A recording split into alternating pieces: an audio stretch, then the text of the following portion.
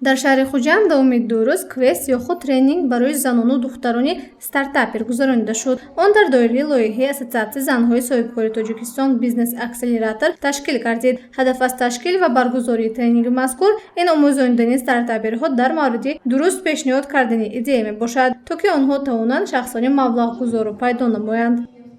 Я впечатлена глазами девушек, которые так горят за свои проекты. За спиной каждого проекта имеется какая-то социальная подоплека, проблема общества, которую они решают. Я искренне верю в то, что при такой организации, которая была осуществлена Национальной ассоциацией деловых женщин, при тех усилиях, которые девушки сейчас прикладывают, Худжанд поменяет свой цвет на более красивый, хоть он и сейчас прекрасен, и он скрасится интересными, социально ориентированными проектами, которые будут решать проблемы общества.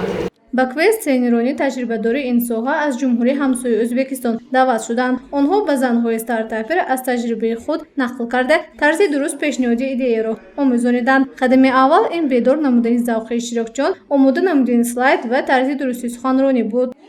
Мы здесь представляем программу «Бизнес-квест» по питчингу. Для меня это впечатляющее зрелище, то, что делает ассоциация, та системная работа, та работа, которая производится для начинающих стартаперов, для начинающих предпринимателей, она впечатляет на самом деле. дар доираи тренинги дурӯзаи лоиҳаи Бизнес Акселератор 17 нафар стартаперҳо иштирок намуда малакаву маҳорати худро дар ин самт боло бардоштанд. Идеяҳои онҳо тамоми соҳаҳои хоҷагии халқро дар бар гирифт, аз ҷумла кушодани сехи дӯзандагӣ, онлайн меню барои ошхонаҳо, мактаби барномасозӣ, мағозаи либосҳои занонаро ташкил намуд.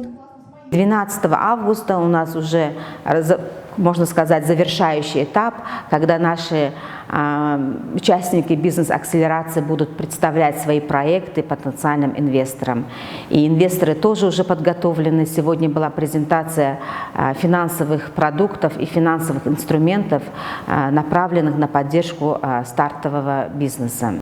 Ассотсиатсияи миллии занҳои соҳибкори Тоҷикистон барномаи Бизнес Акселераторро моҳи марти соли ҷорӣ оғоз карда буд. Давоми ин 6 моҳ занону духтарони стартапер барномаи Бизнес Акселераторро гузаштанд. Дар доираи барнома 100 нафар иштирокчиён номнавис шуданд, аммо дар зинаи чорум танҳо 46 нафар боқӣ монд. Акнун пас аз омӯзиш онҳо омодаанд ки бизнес нақшаи худро дар амал татбиқ намоянд. Гузориши Меҳрангизи Абдуаҳад ва Наимҷон Аюбов барои барномаи иттилоотӣ Хабар.